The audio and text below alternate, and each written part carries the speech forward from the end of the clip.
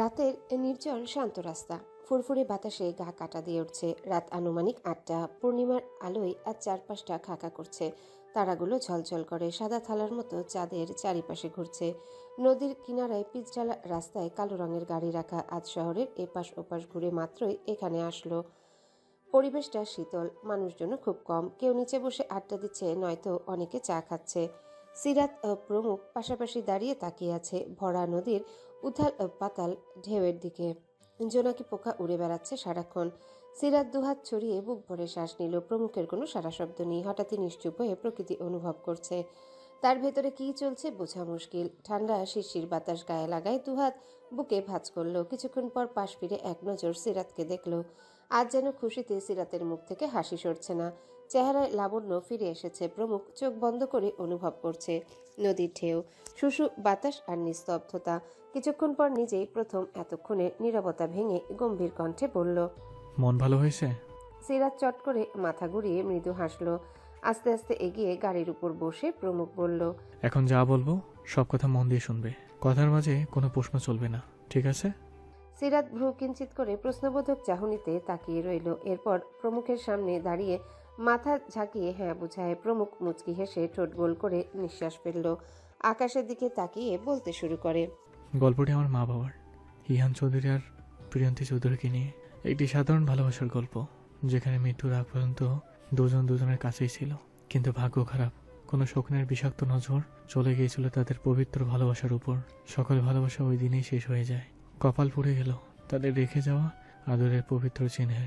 মায়ের সোনার টুকরা ছেলেটার নির্মম অবস্থা, তাকে এই নিকৃষ্ট পৃথিবীতে একা ফেলে চলে গেছে। প্রমুখ আনমনি একা একা বলল, আজ থেকে অনেক বছর আগের কথা। তখন প্রিয়ন্তী চৌধুরী মাত্রই কলেজের গণ্ডি পেরিয়ে ভার্সিটিতে পা রাখে। চেহারায় সদ্য যুবতী নারীদের সৌন্দর্য উপচে পড়ছে। ঘন চোখের পাপড়ি, গোলগাল মুখ, চোখা নাক, লম্বা চুলা, সারাক্ষণ ঠোঁটে লেগে থাকতো হাসি। মনে হতো মেয়েটি কখনোই কাঁদতে জানে না। বাবা মায়ের আদরের বড় মেয়ে, তার থেকে 2 বছরের ছোট রাকিব চৌধুরী। প্রিয়ন্তীর মিশুক আচরণের ফলে সবার সাথে অল্প সময়ে মিশে যায়।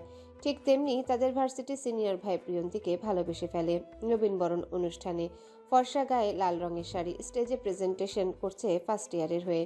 সেই মুহূর্তে গম্ভীর রকচটা এহসানের 23 বছরের জীবনে প্রথম প্রেমের ফুল ফোটে। প্রথম দেখাতেই পাঞ্জাবি পড়ুয়া ছেলেটি থমকে যায়। চোখে মোটা ফ্রেমের চশমাটা ওই দিন খুলে আবারও পড়ছিল। শুরু হয় একটু একটু করে লুকিয়ে ভালোবাসার। মুখে স্বীকার না করলেও ধীরে ধীরে ভালোবাসা গাঢ় রূপ নেয়। একদিন না দেখলে হাঁসফাঁস লাগতে শুরু করে। কিন্তু স্বভাবের দিক থেকে প্রিয়ন্তী আর এহসান ছিল পুরোটাই উল্টো। প্রিয়ন্তী চঞ্চল, মিশুক, হাসি খুশি আর দুরন্ত। এহসান সেদিক দিয়ে এসবের একটাও না। সারাক্ষণ বন্ধু বান্ধব আড্ডা, পড়াশোনা, রাগী আর অল্প বাক্য বিনিময় করাই তার স্বভাব। এই আচরণের জন্যই 2 মাস দূর থেকে শুধু লুকিয়ে দেখে গেল প্রিয়ন্তীকে।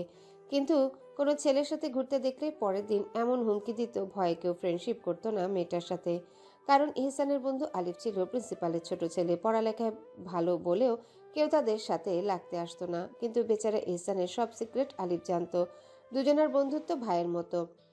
একসময় সব বন্ধুরাও জেনে গেল পড়াকেও চুপচাপ ছেলেটার অস্থিরতার কারণ। সবাই প্ল্যান করলো যে করেই হোক মেয়েটাকে ইমপ্রেস করবে। এই প্রথম বন্ধু প্রেমে পিছলে পড়েছে। হাত গুটিয়ে বসে থাকলে হবে? ইহসান চৌধুরী বন্ধুদের দুষ্টুমি প্ল্যানে টু শব্দ করলো না, শুধু প্রেমিকাকে নিজের করে পাওয়ার তীব্র ইচ্ছে। ফ্রেন্ড সার্কেলের রাইমা বন্ধুদের প্ল্যান অনুযায়ী প্রিয়ন্তীর সাথে ভাব করতে থাকে। মিশুক মেয়েটিও আস্তে আস্তে ক্লোজ হয়। 15 দিনে আপু বলতে লাগলো। রাইমার অসাধারণ কাজ দেখে ইহসান সহ সবাই বিস্মিত। রাইমা পেরেছে। পরবর্তী প্ল্যান ছিল তাদের গ্যাংয়ে প্রিয়ন্তীকে নিয়ে আসা। ঠিক তাই হলো। ইহসান চৌধুরী অ্যাটিটিউড নিয়ে চুপ করে থাকলেও সবাই জমিয়ে আড্ডা দিত প্রিয়ন্তীর সাথে। Cinema, party, birthday party, group study, সবকিছুতেই প্রিয়ন্তী। পড়াশোনায় অমনোযোগী মেয়েটি যখন ইনকোর্সে বাজে রেজাল্ট করলো, সেই মুহূর্তে কান্নাকাটি করে মাথায় তুলেছিল। এই প্রথম প্রিয়ন্তীকে কাঁদতে দেখে সবাই হতভম্ব। ইহসানেরও দম বন্ধ হয়ে আসছে। আলিফ ইনিয়ে বিনিয়ে তখন বলল, কান্না বন্ধ করো প্রিয়ন্তী, আমি তোমাকে একটা হেল্প করতে পারি, শুনবে? প্রিয়ন্তী টিস্যু দিয়ে চোখ মুছে অনবরত মাথা ঝাঁকিয়ে উত্তর দিল, অবশ্যই, আম্মু জানলে মেরেই ফেলবে। আলিফ মুচকি হেসে ইহসানের দিকে তাকায়। সে বয়ে মুখ গুজে রাখলেও এতক্ষণ প্রিয়তমার কান্নায় কষ্টে বুক ফেটে যাচ্ছিল। ইগোর জন্যে মন খুলে কথাও বলতে পারে না। আলিফের সাথে ফ্রি হওয়ায় প্রিয়ন্তীকে মনে মনে বকাবকিও করে। কেন মেয়েটা তার সান্নিধ্যে থাকে না? সারাক্ষণ আলিফ বলতে পাগল। আলিফ গলা খাকড়ি দিয়ে বলল, আমাদের বন্ধু মহলে টপার হচ্ছে ইহসান চৌধুরী। তুমি যদি প্রতিদিন ওর নিজের কথা নোট পড়ো, বিশ্বাস করো 1 মাসেই অর্ধেক বই শেষ। তাছাড়া প্রতিদিন ভার্সিটি শেষে 1 ঘন্টা দুজনে পড়াশোনাও করতে পারো। প্রিয়ন্তী আর চোখে তাকালো ইহসানের দিকে। তখনই চোখে চোখ পড়ে যায়। লাজুক হেসে প্রিয়ন্তী মুখ ফুলিয়ে রাখলো, কারণ এতদিন তার মাঝেও সবার থেকে ইহসানের প্রতি অন্যরকম ফিলিংস তৈরি হয়েছে। গম্ভীর লোকটার সম্পর্কে জানার তীব্র ইচ্ছে। লোকটি কেন হাসে না? আলিফ উচ্চস্বরে বলে উঠো, কি বলিস সবাই, ইহসান পারবে না? পারবে, অবশ্যই পারবে। সবাই হইচই শুরু করে। সেই থেকে ইহসান চৌধুরী লাইব্রেরিতে, কখনো আলিফের ফ্ল্যাটে পড়ানো শুরু করে। আস্তে আস্তে প্রিয়ন্তী এই অল্পভাষী মানুষটার প্রেমে অদ্ভুতভাবে পড়ে যায়। পড়ানোর সময় অর্ধেক সময় ড্যাব ড্যাব করে তাকিয়ে থাকতো। মাঝে মাঝে ইহসানের ভালো লাগলেও দিত ধমক। প্রিয়ন্তীও রেগে মুখ ভেঙচি কাটত। 2 মাস দুজনেই অনুভব করে তারা বাজেভাবে ফেসে গেছে। রাতে ঘন্টার পর ঘন্টা ফোনে কথা বলে, দিনে ক্যাম্পাস নয়তো পার্কে। প্রিয়ন্তীর যে কোনো প্রয়োজনে ইহসান হাজির। বন্ডিংটা অদ্ভুতভাবেই দারুণ হয়ে গেল। ইহসান চুপচাপ থেকে চঞ্চল প্রকৃতির হয়ে যায়, তাও একমাত্র প্রিয়ন্তীর কাছে। তাদের তখন পৃথিবীকে সুখ সুখ মনে হলো। একদিন বন্ধুরা ইহসানকে চেপে ধরে বলল, অনেক হয়েছে দুজনের মাখো প্রেম, এবার বুক ফুলিয়ে প্রপোজ করে দেখা। ইহসান চৌধুরী ফোঁস করে নিঃশ্বাস ফেলে বলল, আমরা দুজন দুজনকে ভালোবাসি, এটা জানি, তাহলে কেন স্পেশাল ভাবে প্রপোজ করতে হবে? গাধা, মেয়েরা খুশি হয় যখন ভালোবাসার মানুষ তাকে স্পেশাল ফিল করায়, গিফট দেয়। বন্ধুদের ফোর্সে ওই দিন একটা কার্ড, 2 ডজন চুড়ি আর একটা নীল রঙের শাড়ি র্যাপিং করে। দিনটি ছিল 1 জুন। স্টাডি রুমে প্রিয়ন্তীকে ডেকে পাঠায় রাইমা। ইহসানের সামনে দাঁড়াতে হাঁটু গেড়ে বসে কাপা হাতে একগুচ্ছ ফুল এগিয়ে দিল। উত্তেজনায় কম্পিত গলায় বলল, ভালোবাসি কখনো মুখে বলে বোঝাতে হয় না, না বলেও খুব যত্নে প্রিয় মানুষটিকে ভালোবাসা যায়। আমরা জানি দুজন কতটা ভালোবাসি একজন আরেকজনকে। এর থেকে সত্যি পৃথিবীতে কি দুটো আছে? আমার প্রিয় অশোক, তুমি কি এই বোকা ছেলেটার ভালোবাসা গ্রহণ করবে? দরজার বাইরে সব বন্ধুরা চিৎকার করে ওঠে। আলিফ কয়েকটা ফটো তুলল। সবাই উচ্চস্বরে বলল, ইয়েস বলো প্রিয়ন্তী। কিন্তু প্রিয়ন্তী চোখ বড় বড় করে তাকিয়ে রইল। এবার আকস্মিক ঘটনায় তার দেহ কাঁপছে। খুশিতে আজ কাঁদতে ইচ্ছা করছে। ইহসান কোনো উত্তর না পেয়ে কপাল কুঁচকে শক্ত গলায় আবারও বলল, রিজেক্ট করলে ভেবে চিন্তে করো, হয়তো এই দিনটি হবে আমার বেঁচে থাকার শেষ দিন। তোমাকে ছাড়া এই জীবন ভাবতেও পারে না। প্রিয়ন্তী লজ্জায় ফুল চট করে নিল। মুখ ঘুরে রইল। তার কণ্ঠনালী ভীষণভাবে কাঁপছে। এতদিনের কল্পপুরুষ তাকে প্রপোজ করেছে। ইহসানের বুকটা মোচড় দিয়ে উঠে। কথা বলছে না কেন? সে পাশ থেকে গিফট বক্স বাড়িয়ে দিয়ে বলল, এইটা তোমার জন্য কিনেছি, জানি না কেমন হয়েছে, কখনো কিনেনি, একটু মানিয়ে নিও। প্রিয়ন্তী মাথা নত করে ঘুরল। ইহসানের হাত থেকে কাপা হাতে গিফট বক্স নিয়েই দৌড়ে বেরিয়ে যায়। কারণ আর এক মুহূর্ত এখানে থামলে সে মরেই যাবে। প্রতি রাতের ভাবনাগুলো আজ সত্যি হয়েছে। প্রিয়ন্তী খুশিতে বাসায় চলে গেল। ওদিকে ইহসান বোকা বনে যায়। বন্ধুরা তার উপর রেগে অশ্রাব্য ভাষায় গালিও দিতে থাকে। দীর্ঘ 1 সপ্তাহ লজ্জায় প্রিয়ন্তী ভার্সিটিতে না আসায় এদিকে বাবা অস্থির হয়ে যায়। ফোনটাও বন্ধ। যোগাযোগ করার কোনো উপায় নেই। প্রিয়ন্তী সারাদিন ভাবতে থাকে ইহসানের কথা। নাওয়া খাওয়া বন্ধ করে ফোনে ছবি দেখতে থাকে দুজনার। এতদিনে দুজনার কাপল ছবি শতকের ঘর ছাড়িয়েছে। ইহসান ভার্সিটিতে এসে গেটের দিকে তাকায়। প্রিয়তমার শূন্যতায় খাকা করে এই হৃদয়। অকারণে সারাক্ষণ নিজেকে দোষ দিতে থাকে।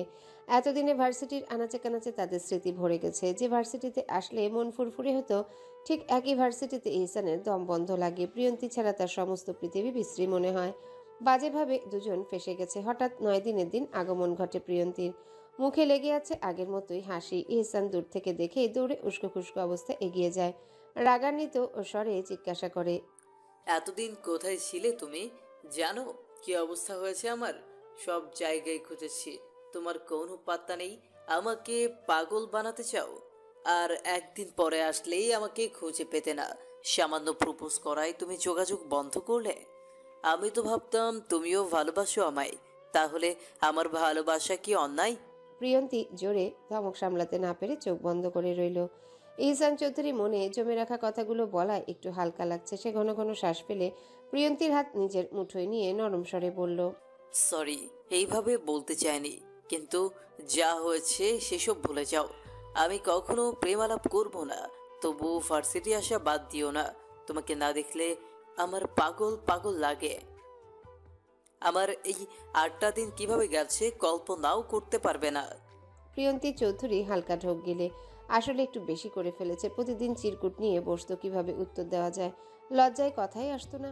আজ অল্প হলেও লিখে নিয়ে এসেছে, কিন্তু এখন বোকা ছেলের এসব কথায় হাসি পেয়ে যায় তার। মনে মনে মজা পেলেও একটু বাজিয়ে দেখার জন্যে বলল, সত্যি তুমি ভুলবশত বলেছ ভালোবাসো না আমায়? কিন্তু আমি এত মাস ভাবতাম খুব ভালোবাসো আমায়। ইহসান চৌধুরী ভেবে পায় না কি বলবে। হ্যাঁ বললে যদি রেগে যায়। প্রিয়ন্তী দুহাত উঠিয়ে ইহসানের কাঁধে রাখে, চোখে চোখ রাখলো। ইহসান এসব কাণ্ডে হতভম্ব। এই প্রথম মেয়েটি তাকে স্পর্শ করলো। কিছুক্ষণ চুপ করে থাকতে দেখে প্রিয়ন্তী রুক্ষ মেজাজে বলল, কথা বন্ধ হয়ে গেল? সব জায়গায় হিরোগিরি দেখাও, তাহলে ভালোবাসার ব্যাপারে এমন জিরো কেন? সাহস পালিয়ে গেছে? পালাবে কেন? তুমি রিজেক্ট করো, নয়তো যার ইচ্ছে করো। আমি তোমাকে ভালোবাসি। I love you. I love you too. Priyanti ফট কথাটা বলে চিরকুট বুক পকেটে ঢুকিয়ে দিল। মিষ্টি একটা হাসি দিয়ে দৌড়ে ক্লাসে চলে যায়। এদিকে ইহসান চৌধুরী আনন্দে উত্তেজনায় চোখে বিস্ময় নিয়ে প্রিয়ন্তীর যাওয়া দেখছে। তাহলে মেয়েটা নাটক করেছে। পেছন থেকে এক গাদা বন্ধুরা এসে হইচই শুরু করে। সেদিন থেকেই দুজনের প্রণয় আরো গভীর হয়। একজনের মন খারাপে আরেকজন দায়িত্ব নেয় মন ভালো করার। প্রিয়ন্তীর ফার্স্ট ইয়ারের ফাইনালের পর এতদিনের যতগুলো ছবি ছিল সব অ্যালবামে রেখে দেয়। প্রেমের শুরু থেকে যোগ হয়ে থাকে এক একটা ছবি। আলিফের কাছে যেটা ছিল সেটাও যোগ হয়। যৌবনকালের ভালোবাসার মিষ্টি স্মৃতি বৃদ্ধ বয়সেও যাতে তৃপ্তি দিতে পারে। বুড়ো বয়সে তখন অ্যালবাম নাতিকে দেখিয়ে বলবে, দেখো, তোমার দাদু আর আমি কত ভালোবাসতাম। আমাদের যৌবনের সময়গুলো খুব মিষ্টি ছিল। আস্তে আস্তে ইহসান মাস্টার্স কমপ্লিট করলো আর প্রিয়ন্তী অনার্স। প্রিয়ন্তীর মায়ের বয়স হওয়ায় বিয়ের তাড়াহুড়ো শুরু করে। তখনই ইহসান সবেমাত্র কানাডা যাওয়ার জন্য প্রিপারেশন নিচ্ছে। প্রিয়ন্তীও তার মাকে হাজার বুঝিয়েও বিয়ে ভাঙতে পারল না। শেষে ইহসান তার বাবাকে নিয়ে সম্বন্ধ দিতে যায়। প্রথমে প্রিয়ন্তীর মা অমত করলেও 4-5 দিন পরেই রাজি হলো। বিয়ের পরে ইহসানের একমাত্র বড় ভাই ইব্রাহিম 3 মাসের মধ্যে ইহসানকে কানাডা নিয়ে যায়। সে আগে থেকেই সেখানের নাগরিক। পড়াশোনা করার জন্য কানাডায় গিয়ে সেখানকার এক মেয়ের প্রেমে পড়ে। ধীরে ধীরে সেটা বিয়ে পর্যন্ত গড়ায়। এরপর একবার মাত্র দেশে এসেছিল। তার বউ নাতাশার কোনো ইচ্ছে নেই বাংলাদেশে যাওয়ার। তাদের কোল জুড়ে এখন একটি ফুটফুটে মেয়ে সন্তান। দেশে রাজীব চৌধুরীর একটি দোতলা বাড়ি ছিল। বাবা আর ছেলে মিলেই ছিল সংসার। ইহসান কানাডায় যাওয়ার আগে প্রিয়ন্তীকে জড়িয়ে ধরে বলল, শীঘ্রই তোমাকে নেওয়ার ব্যবস্থা করব। মন খারাপ করবে না, ফোনে কথা চলবেই। প্রিয়ন্তী চোখের পানি ইহসানের শার্টে মুছে বলল, আমাদের ফিউচার উজ্জ্বল করার জন্য এতটুকু ত্যাগ করতে পারবো না। আমি ঠিক মানিয়ে নিব, তুমি ভেঙে পড়ো না। এত কিছুর পর যখন কেউ আমাদের আলাদা করতে পারেনি, আল্লাহ চাইলে মৃত্যুর আগ পর্যন্ত কেউ পারবে না। খুব ভালোবাসি প্রিয় বউ, আমার প্রিয়ন্তীকে ছাড়া থাকতে পারবো না। আমিও সেই ভার্সিটির বোকা ছেলেকে ভীষণ ভালোবাসি। ইহসান বউকে জড়িয়ে ধরে গভীর চুম্বন করলো তার ওষ্ঠে। সারা মুখে অনবরত ঠোঁটের ছোঁয়ায় চুমু খেয়ে বুঝাতে চাইল প্রিয়ন্তী ছাড়া সে কতটা অসহায়। দূরে যেও সুখে থাকবে না। স্বামীর পাগলামিতে প্রিয়ন্তী ফুপিয়ে ওঠে। এত ভালোবাসা পাওয়ার আসলেই কিসে যোগ্য? লোকটা কেন এত চোখে হারায়? বুকে পাথর নিয়ে নিঃশব্দে দুজন কেঁদে ফেলল। ইহসানের মতোই প্রিয়ন্তীর কলিজা ছিঁড়ে যাচ্ছে। তবুও একটু সুখের আশায় ত্যাগ গ্রহণ করতেও প্রস্তুত। কিন্তু ইহসান বেচারা কিভাবে বুঝাবে? নতুন বউকে রেখে তার কিছুতেই যেতে ইচ্ছা করছে না। মনে এক বুক হতাশা নিয়ে কানাডা পাড়ি জমায়। প্রিয়ন্তীরও ততদিনে শ্বশুরের সাথে অসাধারণ একটি বন্ধন গড়ে ওঠে। নিজের মেয়ে না থাকায় প্রিয়ন্তীকে আদরে ভুলিয়ে রাখে রাজীব চৌধুরী। ধীরে ধীরে ইহসান পড়ালেখার পাশাপাশি একটা জবও পেল। প্রিয়ন্তী আর রাজীব চৌধুরীকে 1 বছরের মধ্যে কানাডায় নিয়ে আসার জন্য তোড়জোড় শুরু করে। নতুন বউ ছাড়া দূরে থাকা কি কষ্ট একমাত্র সেই বুঝে। কিন্তু আল্লাহ হয়তো সহায় ছিল না। হঠাৎ করে ডেঙ্গু জ্বরে আক্রান্ত ইহসানের বাবা রাজীব চৌধুরী 6 দিনের মধ্যে মারা যায়। ঘটনাটা এত দ্রুত ঘটলো যে দূর থেকে কিছুই করার ছিল না ইহসানের। ইহসান বাবা হারানোর যন্ত্রণায় ভেঙে পড়ে। একা বাসায় প্রিয়ন্তী থাকতে পারবে না বিধায় রাকিব চৌধুরী বোনকে নিয়ে আসে। এরপরে সময়গুলো বাবার বাড়ি কাটিয়ে দেয় প্রিয়ন্তী। ইহসান মাথার ঘাম পায়ে ফেলে চেষ্টা করতে থাকে প্রিয়ন্তীকে কানাডা নেওয়ার জন্য। প্রিয়ন্তীর বৃদ্ধ বাবাও তখন শয্যাশায়ী। সারাক্ষণ বাবার খেয়াল রাখায় প্রিয়ন্তীর প্রধান কাজ হয়ে দাঁড়ায়। দিনগুলো অনেক মিষ্টি যেতে লাগলো। বিয়ের ঠিক 1 বছর পূর্ণ হওয়ার 7 দিন আগেই সকল কাগজপত্র রেডি করলো ইহসান। বিয়ের প্রথম অ্যানিভার্সারি দুজনে একসাথে করবে ভেবে ইহসান আত্মহারা। এয়ারপোর্ট থেকে প্রায় 9 মাস পর তার ভালোবাসার বউকে কানাডা নিয়ে আসে। প্রথম স্পর্শ করে গভীরভাবে। ওই দিনও দুজন একে অপরকে জড়িয়ে ধরে কতক্ষণ যে কেঁদেছিল সে খেয়াল নেই। অতঃপর দুজনে মিলে প্রথম অ্যানিভার্সারি ভীষণ ভালোবাসায় পালন করে। আস্তে আস্তে দুজনেই এত মাসের দূরত্ব ঘুচিয়ে নতুন জীবন শুরু করার আশা খুঁজল। প্রতিটা সময় প্রতিটা মুহূর্ত ঠিক আগের মতোই উপভোগ করার পাশাপাশি স্মৃতি হিসেবে জমা করে অ্যালবামে। এটা তাদের ভালোবাসার সাক্ষী। প্রতিটি ছবির নিচে ডেটটাও যোগ করা, যাতে তারা একসময় হারিয়ে গেলেও তারিখ ছবি না হারায়। বিয়ের তখন 4 বছর চলছে। প্রেমসহ তাদের একসাথে কাটানো সময় 8.5 বছর হলেও ভালোবাসা সেই ভার্সিটির মতোই নতুন।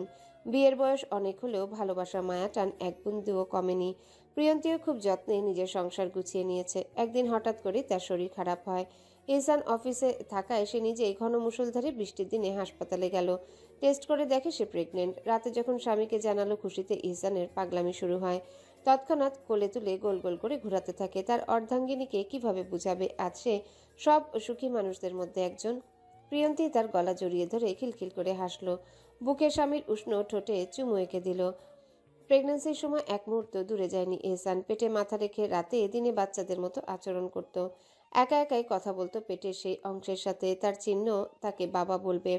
ঘরে আসলে লক্ষ্মী আর প্রিয়ন্তীর মতোই দুষ্টু বাচ্চা। প্রেগনেন্ট অবস্থাতেই বাসা থেকে রাকিব চৌধুরী ফোন করে জানায় তাদের আব্বু আর পৃথিবীতে নেই। রাকিব বুদ্ধি করে আগে এহসানকে জানায়।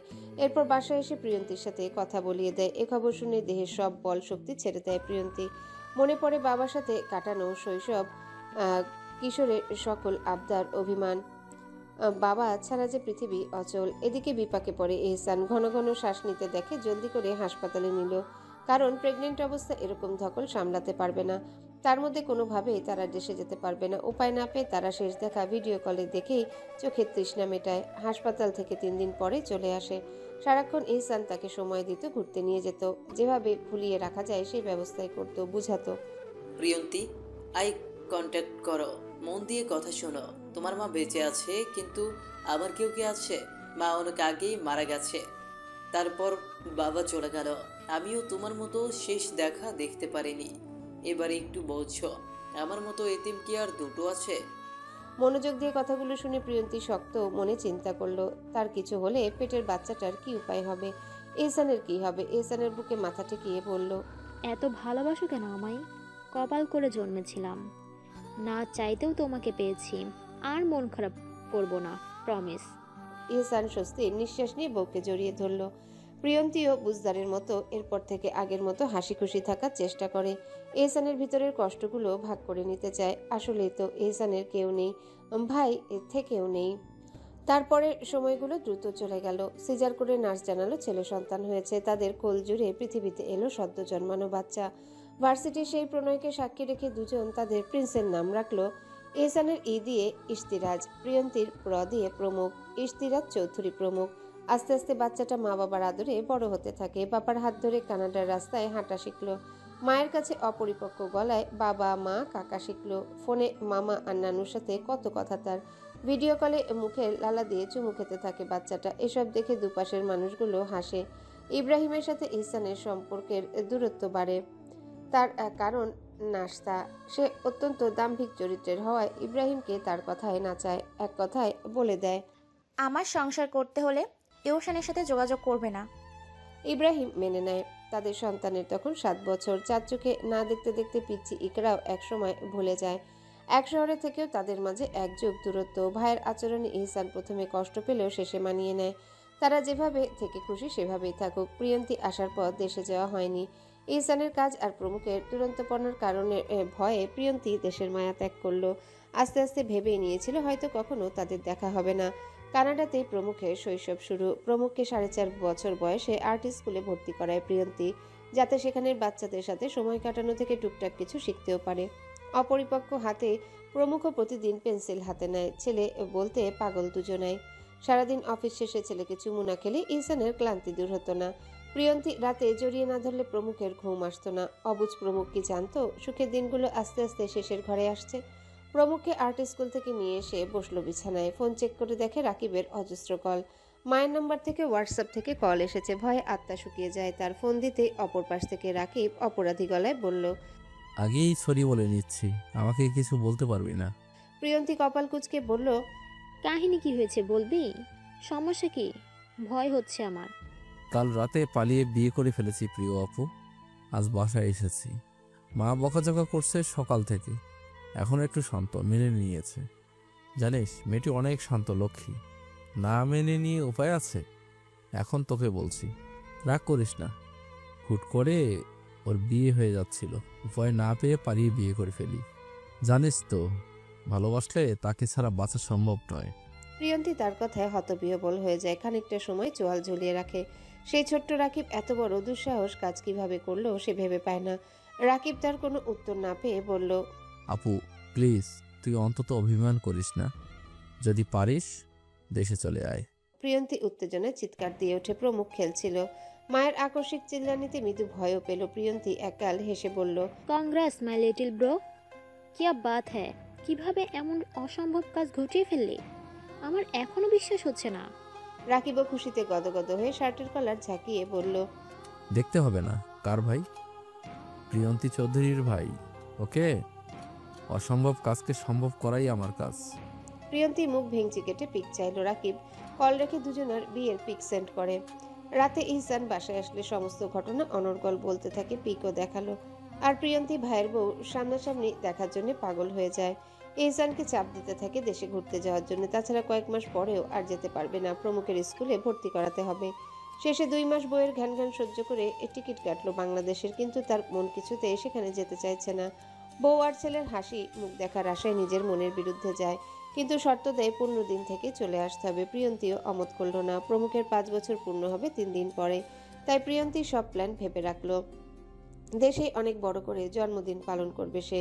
নানুবাড়ি যাওয়ার খুশিতে প্রমুখও নাচতে শুরু করে। এহসান অল্পভাষী হওয়ায় শ্বশুরবাড়ি ফিরে সবার সাথে আলাপ করলো। সেখানে রাকিবের বউ রিনাকেও পরিচয় করিয়ে দেয়। প্রিয়ন্তী দেশে ফিরে বাড়ি মাথায় তুলল। সাথে প্রমুখ যেন সকলের কাছে চাঁদমুখ।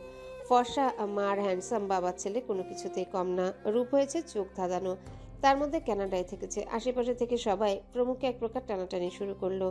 এসবে অভ্যস্ত না থাকে ভয়ে কেঁদে ওঠে প্রমুখ। তার মামি এলিনা একদৃষ্টিতে অনেকক্ষণ তাকিয়েছিল তার দিকে।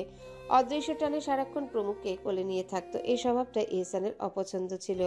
প্রিয়ন্তীর উপর রেগে বলল, এতদিন ছেলেকে একা বড় করনি, তাহলে কেন এখন অন্যের কোলে দিতে হবে? ও ভয় পাচ্ছে দেখছো না? আমার ছেলেকে নিয়ে আসো, আমি তাকে রাখবো। প্রিয়ন্তী মুখ বাঁকিয়ে বলে, লিনা তো আমাদের পরিবারের সদস্য, এমন হিংসুটের মতো করো কেন? তুমি কি নিয়ে আসবে নাকি আমি যাব? হ্যালো বন্ধুরা, পরবর্তী পার্ট খুব তাড়াতাড়ি আসবে, তো সবাই অপেক্ষায় থাকো। আর চ্যানেলটি যারা এখনো সাবস্ক্রাইব করোনি তারা পরবর্তী পার্ট দেখার জন্য চ্যানেলটি সাবস্ক্রাইব করে রেখো। ধন্যবাদ সবাইকে, আমাদের সাথেই থেকো।